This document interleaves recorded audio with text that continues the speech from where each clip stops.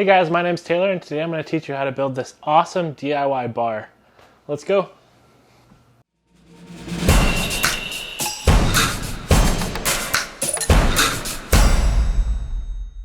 The first step is to take all the measurements of your space. I recommend a digital sliding T-Bevel like this one if you need to work with angles. I then went ahead and designed this whole project in SketchUp. I do this for all of my projects as it not only allows me to visualize the space, but get precise measurements of the cuts I need to make beforehand. I'll be making a SketchUp tutorial soon, but if you don't know how to use it, you can always do this the old-fashioned way with a pen and paper. I used locally sourced barnwood for the top piece and floating shelves, and then a 1/2 inch plywood for the support pieces underneath. I started by making the top piece. I just cut a few boards down to size and laid them side by side to figure out the best layout for the top and made sure I had enough material to work with. I'm going to glue all these pieces together to make one large piece and then cut it to size. I just have to edge joint these boards first. Edge jointing is the process of straightening out the edge of a board so the edges are perfectly square. You can buy a special tool called a jointer, but if you don't have one, you can make a table saw jig like I'm doing here. You just have to clamp the piece of wood to the jig, run the jig through the table saw, and then run the straight side of the piece you just jointed back through the table saw to make both sides parallel to each other. I'll do this to all of the boards and then glue them together to create a seamless top piece. I just secured the two pieces of the jig together and then fastened the dog clamps on top. These dog clamps are from Amazon. I'll include the link below. They're really handy as they are fully adjustable.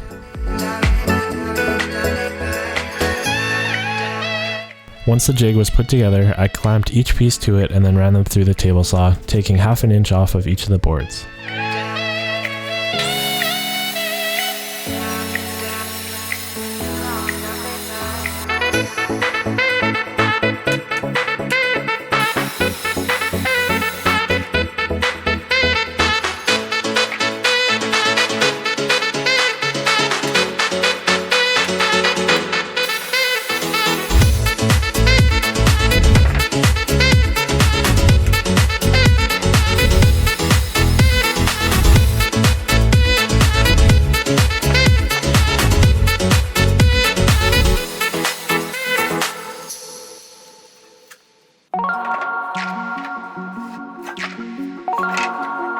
After one side was straightened, I then ran each board through the table saw again, placing the straightened side against the fence and then taking another 1/2 inch off of each of the boards.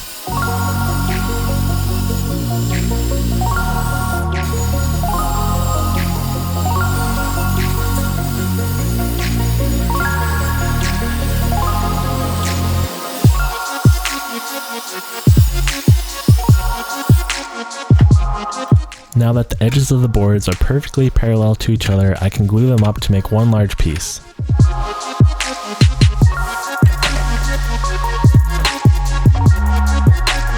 Just make sure to evenly spread the wood glue across each face before clamping them together.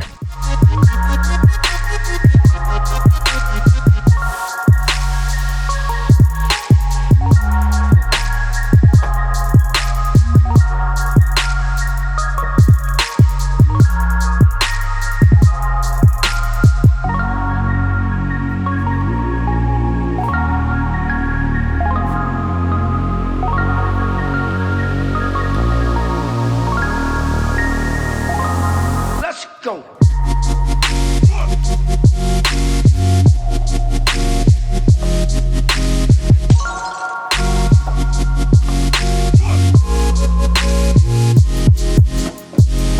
It's a good idea to add additional clamps on the top side of the workpiece to limit warping while it dries. I then just scraped off some of the wood glue and let it dry for 24 hours. After 24 hours, I removed the clamps and prepped it for cutting it down to size.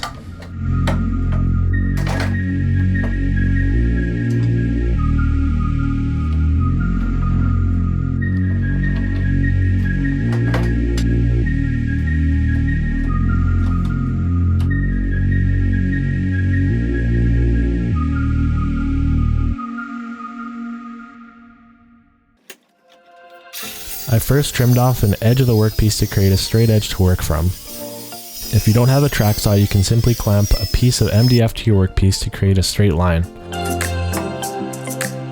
I then measured my cuts using my T-Bevel gauge to ensure an accurate angle. I usually work on smaller projects and my base RYOBI saw was having a little difficulty making these thick cuts. If you're going to be working on thick pieces like this, I would recommend going one size up or the RYOBI HP circular saw. RYOBI, if you're listening, I'll take one off your hands for the next time.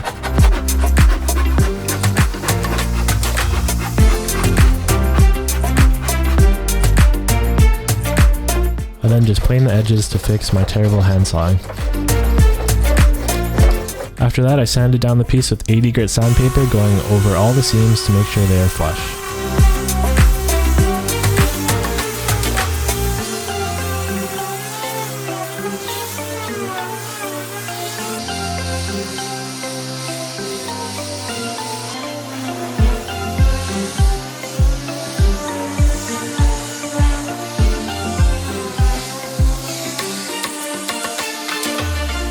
I then sanded it down with 150 grit and then 240 grit to give it a smooth to the touch feel.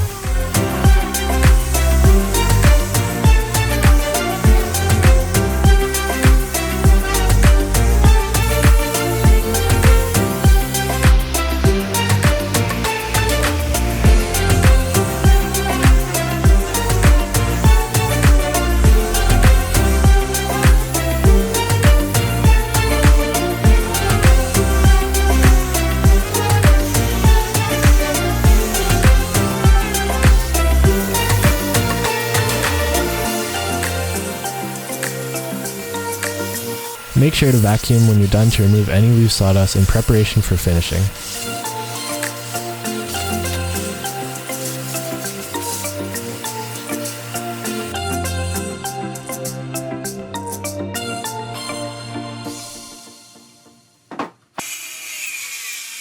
I decided to make live edge folding shelves for this project. I just cut a piece of wood down to size and then ran those smaller pieces through the table saw to create a straight edge on one side.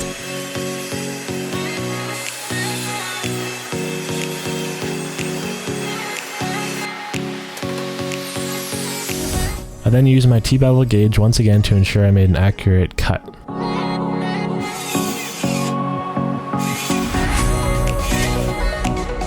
Sometimes it's just easier doing things by hand with these thick pieces.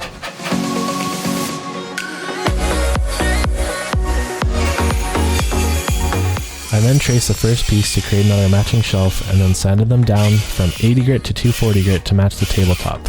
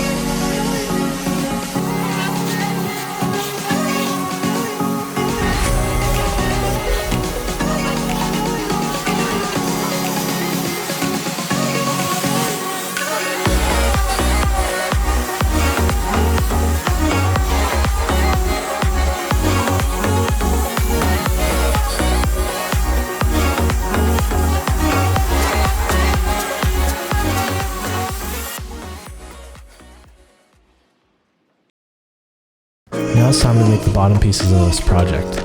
I'm going to use some scrap pieces of 1/2-inch plywood for this. I just need to cut and glue a few pieces together to get the required dimensions I need.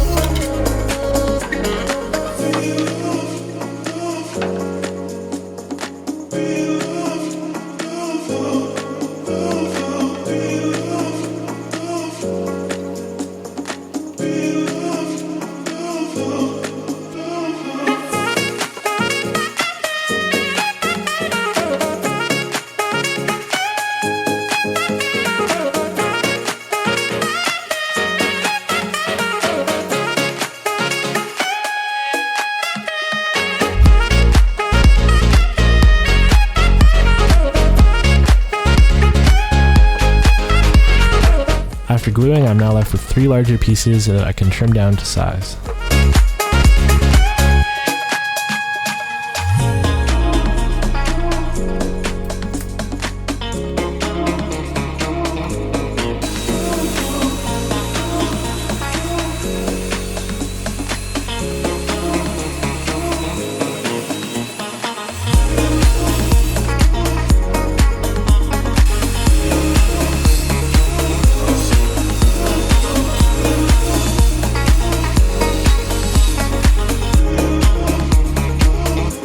After cutting the straight pieces for the bottom, I now just have to make the triangular shelf pieces.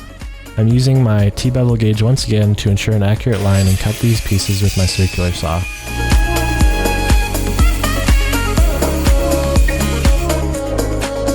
Once the first piece is cut, I can simply trace this onto the plywood to cut 2 more identical pieces.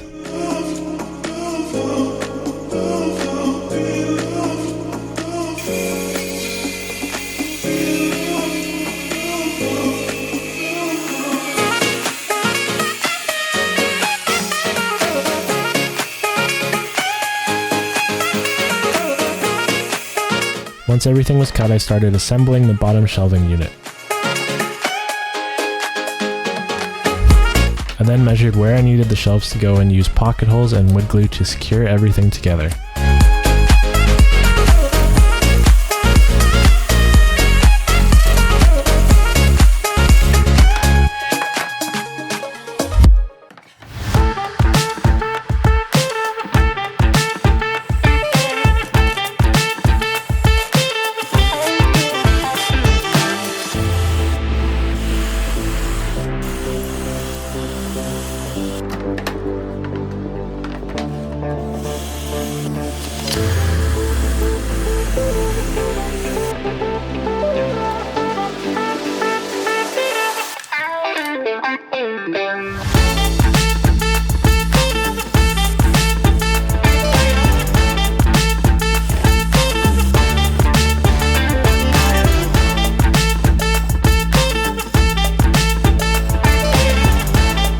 I then added some more wood glue and pocket holes to secure this piece to the back piece.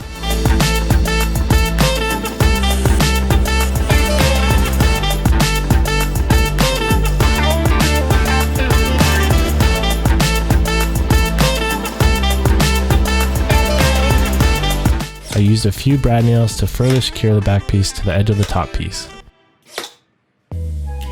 After letting this dry for 24 hours, I made a few more pocket holes on the top side of the piece to later secure the tabletop to it. I used DAP premium wood filler to fill in all the edges of the plywood and in any gaps between the shelves and the back pieces.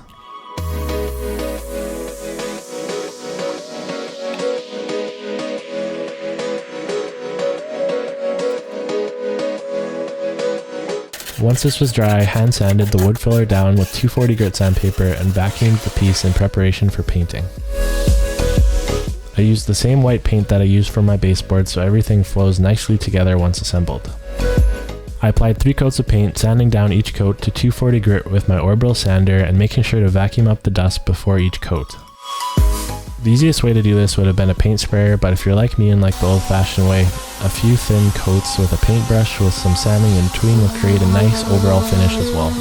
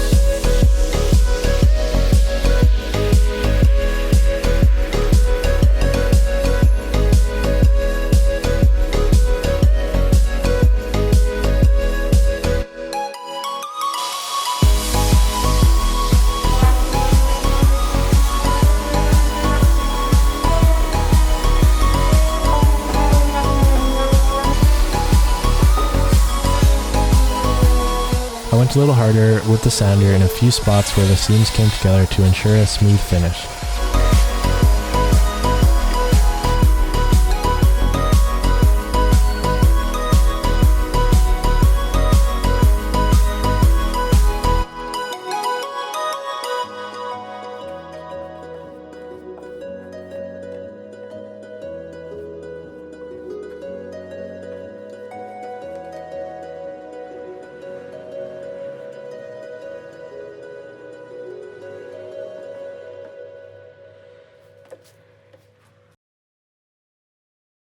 I like to use Varathane 1200 matte finish on most of my projects. It really enhances the natural color of the wood and creates a really professional looking finish.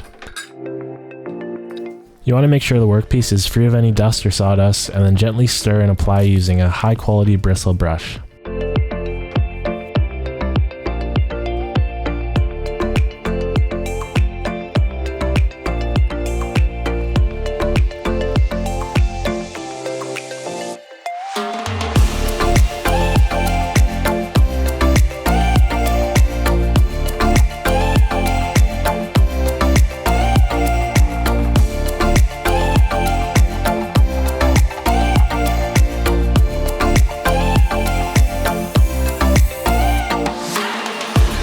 After the first coat was dry, I hand sanded down each piece to 320 grit and then vacuumed up any dust in preparation for the next coat.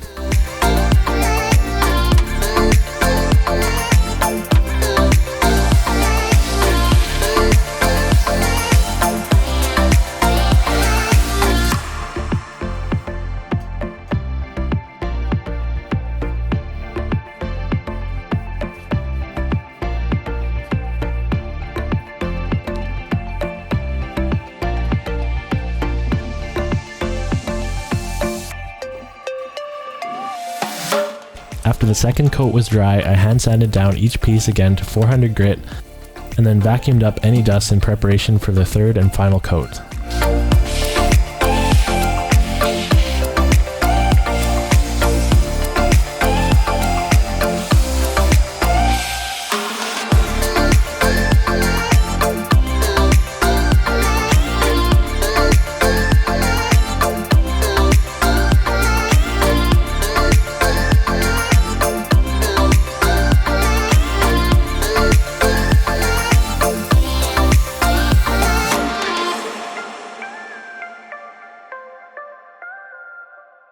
Now that everything was painted and finished, it's time for installation.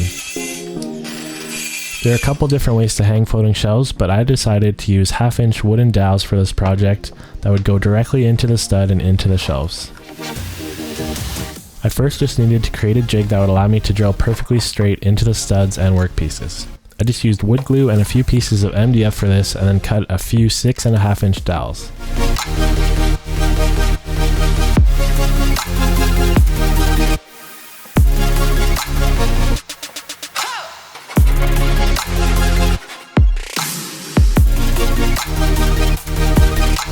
Before I drilled any holes, I just needed to install the wallpaper. This is peel and stick wallpaper from Amazon. I'll include a link in the description below.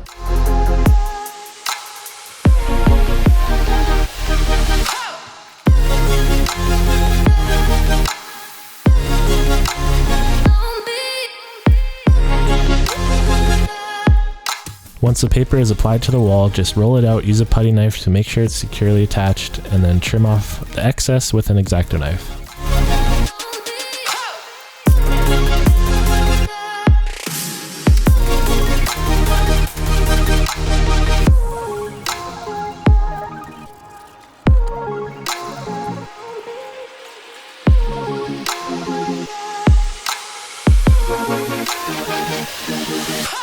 After the wallpaper was installed, I measured exactly where I wanted the shelves to go and then made sure the studs were where I thought they were. I then just drilled the holes directly into the studs using the drilling jig to ensure a straight hole into the studs.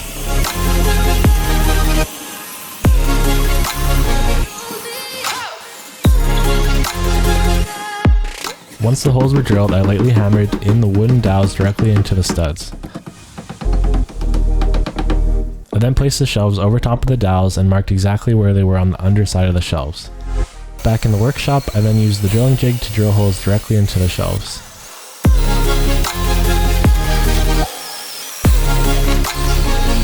Once the holes were drilled, I installed the shelves on the wall and continued on installing the bottom pieces.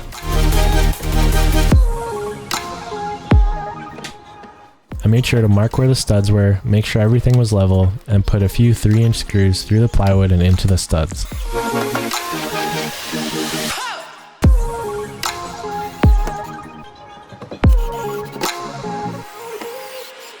Once the bottom pieces were installed, I used the pocket holes that we made earlier to install the top piece just in time for the big reveal.